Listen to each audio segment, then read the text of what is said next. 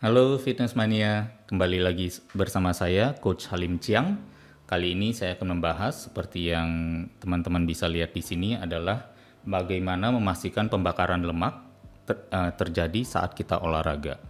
Nah, banyak sekali yang mengikuti kegiatan olahraga atau melakukan kegiatan olahraga, tetapi nggak tahu kira-kira saya waktu melakukan olahraga ini bakar lemak apa enggak ya, gitu. Nah, ini ada cara pastinya untuk setidaknya memperbesar secara signifikan peluang kita menggunakan lemak saat kita berolahraga. Nah, kita simak bagaimana caranya satu persatu. Nah, yang pertama adalah berolahraga saat energi gula sudah rendah, gitu ya. Maksudnya melakukan aerobiknya di sini ya. Berolahraga kegiatannya adalah aerobik. Ya, tentu kegiatan aerobik adalah yang memiliki domain untuk membakar lemak saat berolahraga. Nah, bagaimana caranya kita membakar energi gula ya saat kita berolahraga? Karena apa? Kalau misalnya kita habis makan, ceritanya nih habis makan nasi uduk ya, kemudian makan bubur, makan donat gitu. Kemudian kita datang nih ke fitness center ya, kita mau ikut kelas aerobik. Nah, pembakaran itu tidak akan bisa mudah terjadi.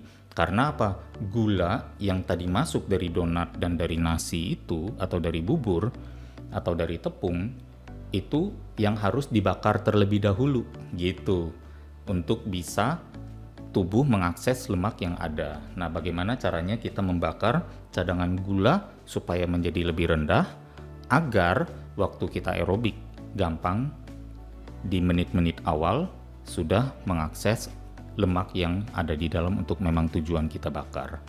Nah, yang pertama adalah kita harus tahu ada dua kondisi di mana energi gula dalam tubuh kita rendah. Yang pertama adalah saat sebelum berbuka puasa.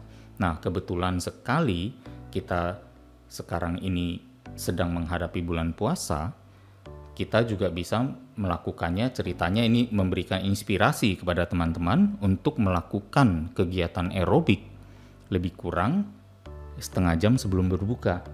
Nah, dengan melakukan timing yang tepat saat berolahraga seperti ini, di mana energi gula di dalam tubuh kita sudah agak turun, sehingga saat bererobik pun kita dengan yakin memiliki probabilitas atau kesempatan yang lebih besar untuk membakar lemak atau menggunakan lemak sebagai sumber energi. Nah, kondisi kedua di mana energi gula di dalam tubuh rendah adalah di saat sesudah latihan beban.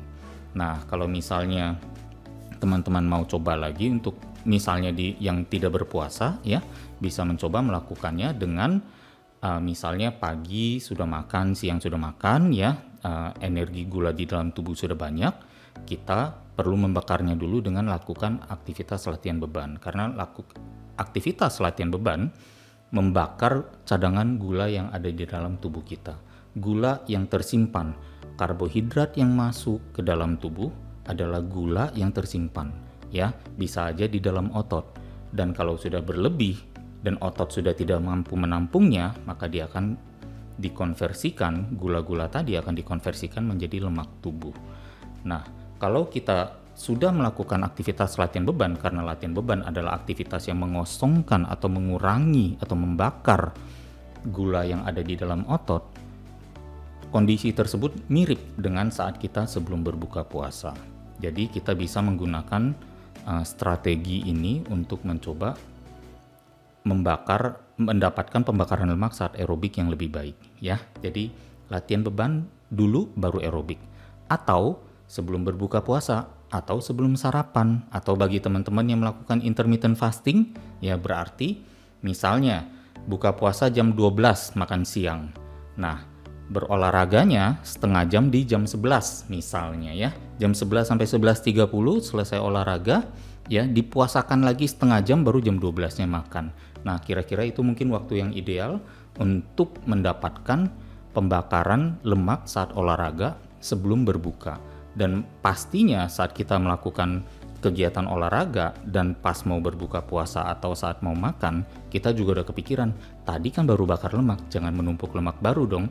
Sehingga waktu pola makan saat datangnya makan pun kita akan lebih jaga, karena kita ingat tadi kita baru saja mengerahkan kedisiplinan dan tenaga dan waktu dan keringat untuk membakar lemak yang ada di dalam tubuh.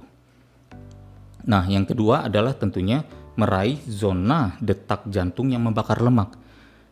Walau gula kita energinya sudah rendah, dan kita masuk ke kegiatan aerobik, kita juga mesti memenuhi satu syarat lagi, yaitu memenuhi yang namanya zona detak jantung bakar lemak.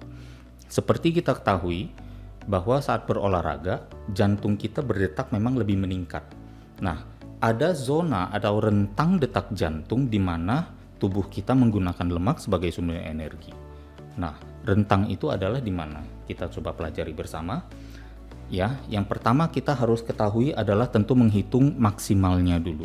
Di berapa? Ya, hitung angka maksimal atau 100% kemampuan detak jantung kita per menit. Ya, rumusannya sederhana. 220 dikurangi usia. Misalnya, ya, sebelum kita ke contoh ya, kita ke ini dulu nomor 2. Rentang detak jantung dibakar lemak itu ada di 60% sampai 80% dari si maksimal. Gitu. Kok ribet banget nih, saya pusing nih. Nah, sekarang saya coba memberikan contohnya. Contoh misalnya nih, ada teman-teman fitness mania ya, yang berusia 40 tahun. Umurnya 40 tahun, berarti maksimalnya di berapa? Nah, kita ke poin nomor 1 tadi, 220 dikurangi umur, yaitu 180.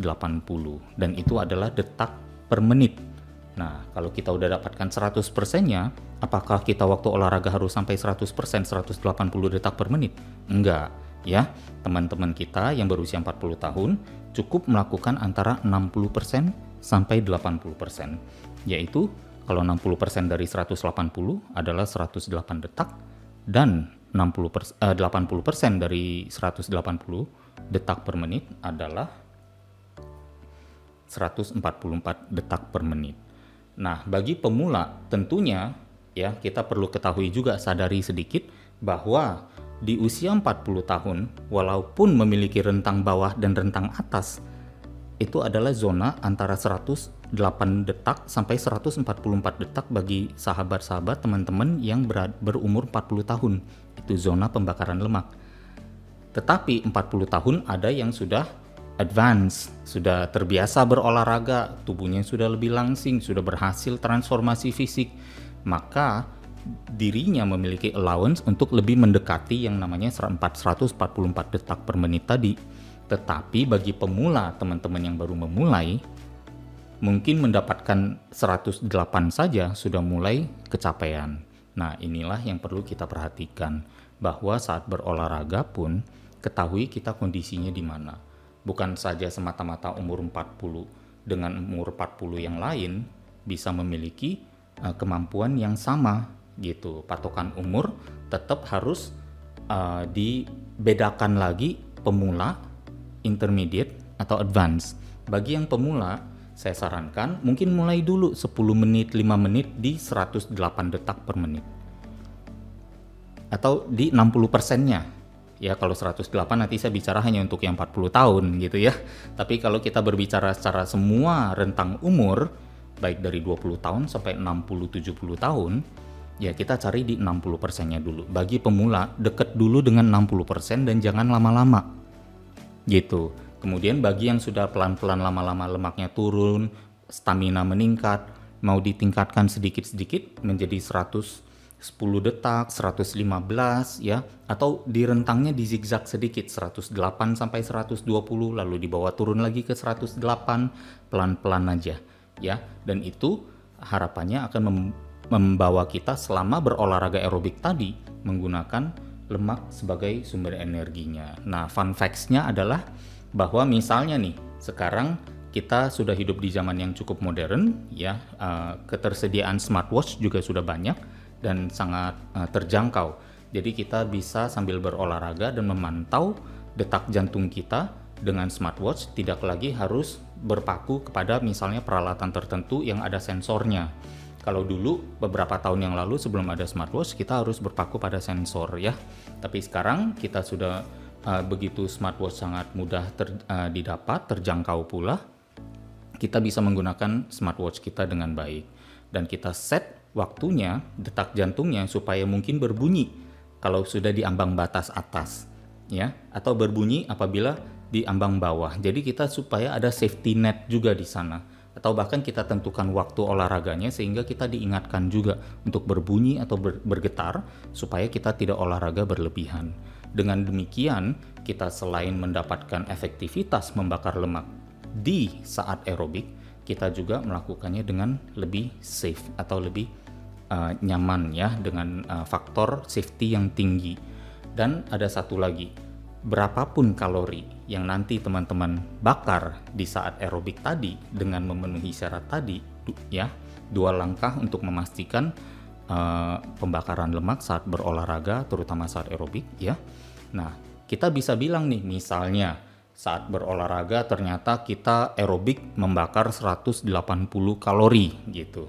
Dan kita mengetahui bahwa 1 gram lemak setara dengan 9 kalori gitu. Jadi kalau misalnya kita sudah bakar 180 kalori, 180 kita tinggal bagikan 9 kalori. Dapatnya berapa?